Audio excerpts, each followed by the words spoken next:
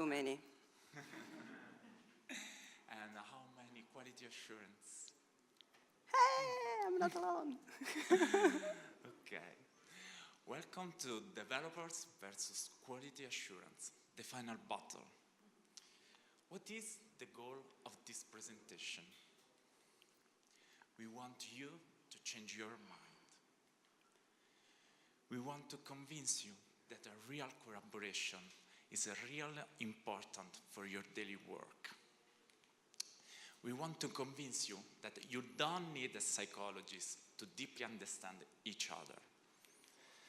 And we want to convince you that you don't need a miracle to communicate with each other.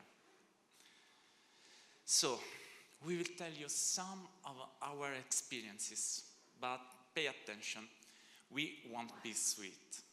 We won't be politically correct, and maybe there will be some blood. Yes, but Andrea, please don't scare our audience.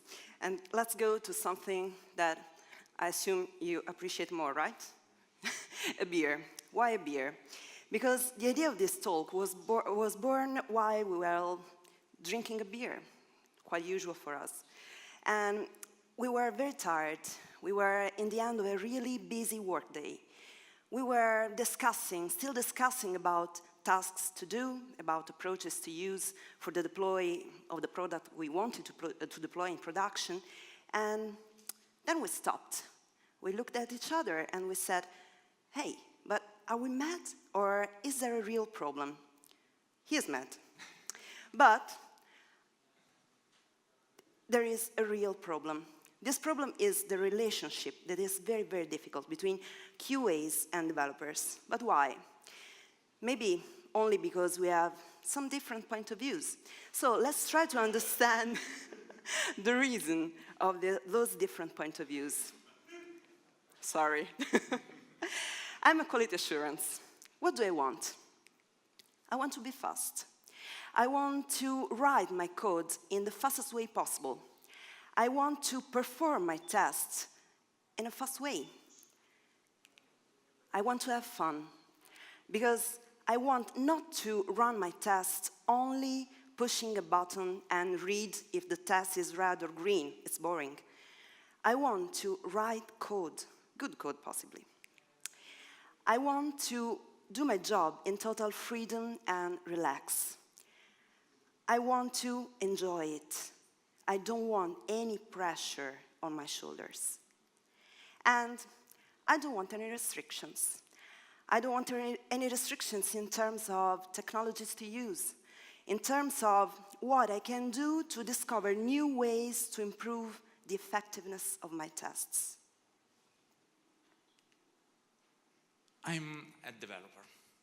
What do I want? I want to write my code in a fast way. I want to have fun with new technologies. Otherwise, I get bored. And bored developers write bad code. I want to work in total freedom and relax. Because if I'm stressed, my code is not that good. I don't want any restrictions in terms of technologies to use, languages and patterns to apply, and so on. Surprise! Surprise! But have you realized that we told you the same things? So if we had the same needs, why are we going on fighting? Okay, we told you that this talk was about our own experiences, and I have to admit that we QA, please confirm me, sometimes are little bastards, yes. And especially when a developer is not that nice to us, then he comes to us, he says, hey, the feature is done, please check it out. And consider that it's the best code possible. It's not possible that you find a bug. Are you challenging me? No? So I read, I smile, I run a test, why not? And then, ha! There is a bug. And this is the reaction of the developers. Okay, okay. Sometimes it happens that also developers are not that nice, especially when we say if a test is red, it's because the QA is working wrong and because it works on my machine. And usually when this happens, do you know how Annarita looks like? It's true. Another not nice thing is when a developer adds only one code line to the product. And in his mind, also the testing part could be that fast.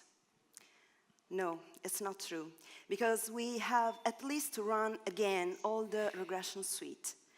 And we have to reconsider everything. We have to reconsider new test cases, new use cases, new possible errors, new things that we didn't consider before. And yes, you have to consider also that not all tests are always automated. Sometimes I need to do that boring manual testing, and I hate it. And it needs human time. So what I mean is that, yes, maybe it's simple. Maybe sometimes it's true that one code line corresponds to 2 minutes of testing, but sometimes it's not that true, and we need half a day to test. We live in a world of continuous integration and continuous delivery. So think about what could happen if we had libertine pipeline management. What could happen if we pushed our code directly on master? I would kill you. What could happen if we make a branch and then push it on master branch? Try it. Without tests. For sure, I don't want to be present when that code will be put in production. And then please consider that if you work in a team where the QA allows you that, you're not unsafe. Because if you think, as a QA, that testing a product is only pushing a button and read if the test is red or green, well, consider that a monkey could be as you, could be less expensive for you, for the company you work in. Sometimes could be nicer than you, and maybe why not more intelligent than you, if you think that. So, public service announcement. No to the monkeys if you're not in a zoo. If you're in a zoo, that's okay, you can.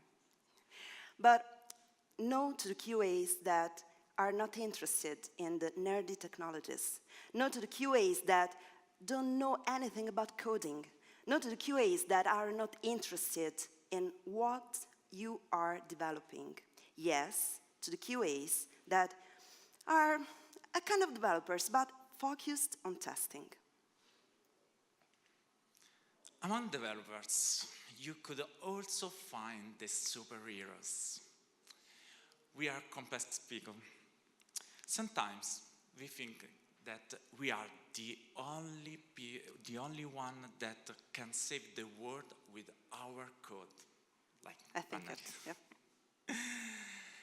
We are convinced that our idea of code is the best possible.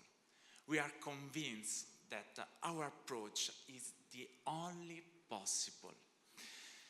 We are convinced that that commit we want to make is the key one for the safety of technology universe. But can you do everything on your own? Can't you? Even if that commit will solve that issue you are working on, are you really sure there in other parts of the product there will not be any consequence? I don't think so. How many of you are superheroes developers? Oh, few. Me. You, I know, okay. Boring man. Maybe you are not being so honest. There are a lot of superheroes, especially in developing.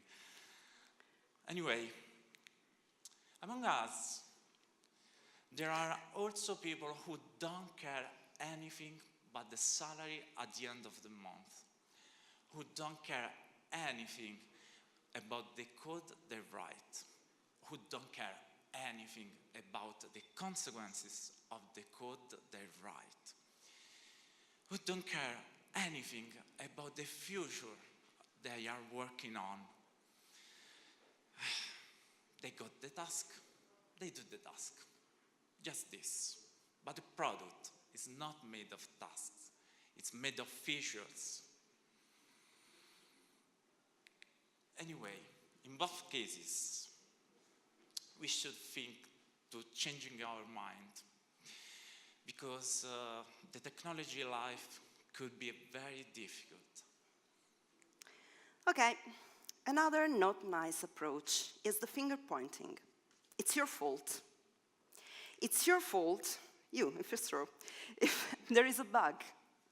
It's your fault, you with the green t-shirt, if there is a deploy that is failing. Yeah, it's your fault. And it's your fault if there is a problem. But it's really his fault. Is it really the fault of a single person? Okay, I would like a lot if you could read in my mind about my personal check about that. But think of it. If you're pointing your finger, it means that you're taking some distances from the problem you're facing. Because you're not paying attention, you're not focusing on the real issue for which the deploy is failing, for which your product is not that good. You're paying attention of a person that is not working that good according to you. But remember that you both worked on that product. You both are responsible for it. You both win if the product is successful, and you both lose if the product sucks.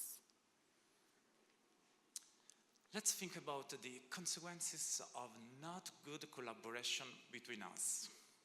At the end of the day, we are tired, with all our energy spent in a useful way, fighting each other, thinking of how to put the other one in difficulties. This energy waste leads to less energy to our product, leads to less energy to the new technologies we want to study, we want to use. This energy waste leads to money loss for our company. Think about what could happen if we, developers and QAs, would work in harmony. Miracle. In other words, bury the hatchet. Make code, not war. And here we are with our conclusions. What I will do is to give you some points to think about later. The key word is collaboration. You both are professional.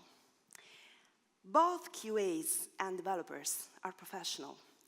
There is no one that is on a higher stage than the other one. Your work depends on the work of the other one. You're not enemies. You work for the same target, that is the deploying production of your product. Share, share, share. Share everything. Share technologies you're using. Share ideas. Share approaches to use for the deploy. Why not? And sometimes, please, try also working in pair. Your professional skills will increase in an incredible way. I promise it, try.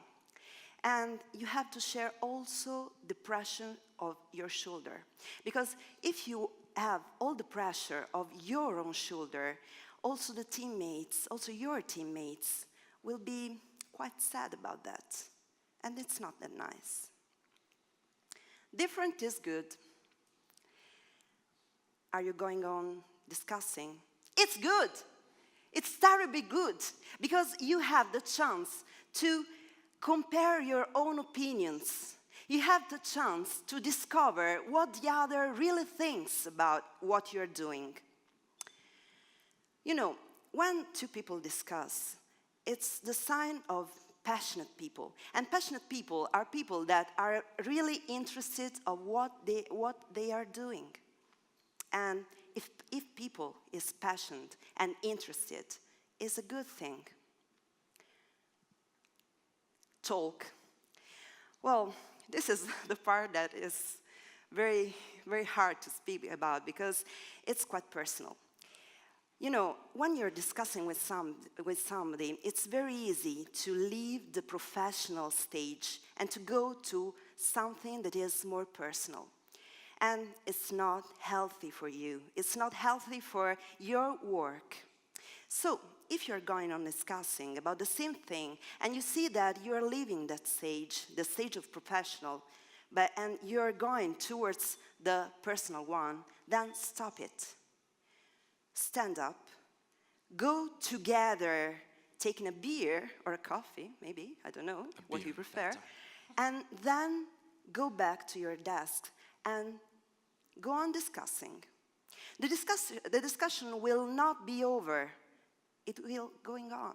But don't worry, because your personal points of views will be quite lighter, won't be as much passionate as they were before. So, discuss. It's permitted. Please do it. But remember, you are discussing about professional stuff and not personal ones. So, I wanted to leave you with a sentence that I love that much, that is by Michael Jordan, a famous speaker at Codemotion, that is, talent wins games, but teamwork and intelligence win championships. Thank you for your attention.